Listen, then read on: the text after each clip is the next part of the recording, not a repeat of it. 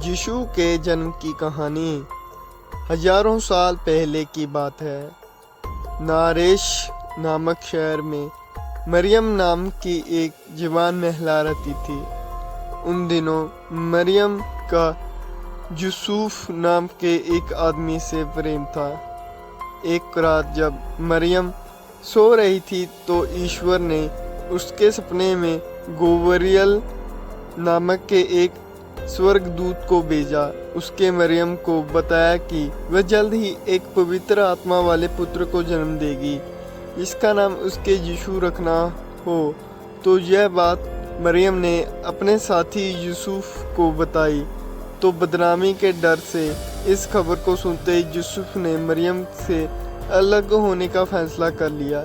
जानकर ईश्वर का वही स्वर्गदूत यूसुफ को उसके सपने से मिला और बताया मरियम एक पवित्र आत्मा को जन्म देगी, इसलिए उसे मरियम से शादी करना चाहिए और उसके साथ रहना चाहिए।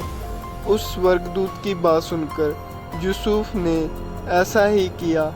उन दिनों नारेज शहर पर रोमन साम्राज्य का हिस्सा हुआ करता था। जब मरियम गर्भवती हुई तो उन्हीं दिनों रोमन राज्य में जनगणना चल रही थी।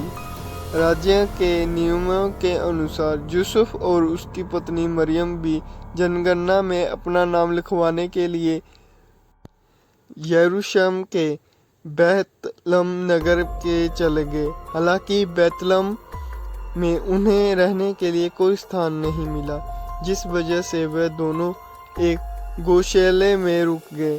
बैतलहम हम के उन्हीं गौशाले में मरियम ने उस पवित्र आत्मा को पुत्र को जन्म दिया और उसका नाम यीशु रखा। जब उसके गौशाले में अपने जानवरों की देखभाल करने के लिए एक चरवाहा आया तो ईश्वर के दूत ने उसे बताया कि उसका उत्तरदायी करने वाला बैतलहम में आज पैदा हुआ है।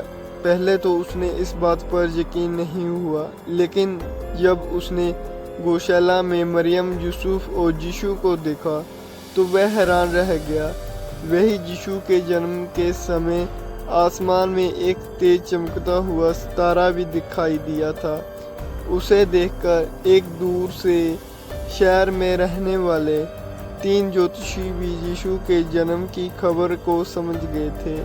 वो तीनों उस तारे का पीछा करते हुए उस गौशाले तक आ गए थे।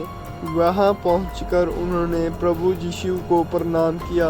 उन्होंने यीशु के परिवार को उपहार दिया और यीशु की पूजा भी की। उन दिनों ज्योतिषियों को यह पता था कि उस राज्य का राजा अच्छा नहीं है। उसे जब इनका पता चलेगा तो वो यीशु को मार डालेगा। इसीलिए किसी ने भी राज्य को यीशु के जन्म के बारे में नहीं बताया। कुछ दिनों के बाद यूसुफ के सपने में एक परी आई, जिसने बताया कि राजा हेरोदेस यीशु को मारने की योजना बना रहे हैं। इसीलिए वह अपनी पत्नी मरियम व पुत्र यीशु को साथ मिस्र चला गया।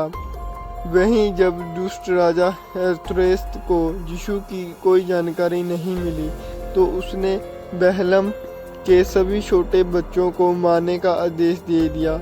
हालांकि इस दौरान उस दुष्ट राजा की मृत्यु हो गई। इसके बाद यीशु ने अपने परिवार के साथ मिस्र को छोड़ दिया और तीनों ने इज़राइल की यात्रा की। इसके बाद उन्होंने अपना पूरा जीवन नासरेत में गुजारा। कहानी से सीख। मसीह की कहानी से हमें यह शिक्षा मिलती है, बुराई की कभी जीत नहीं होती। बुरे लोगों का विनाश करने के लिए ईश्वर हमेशा किसी न किसी रूप में धरती में आते हैं। धन्यवाद। सब्सक्राइब।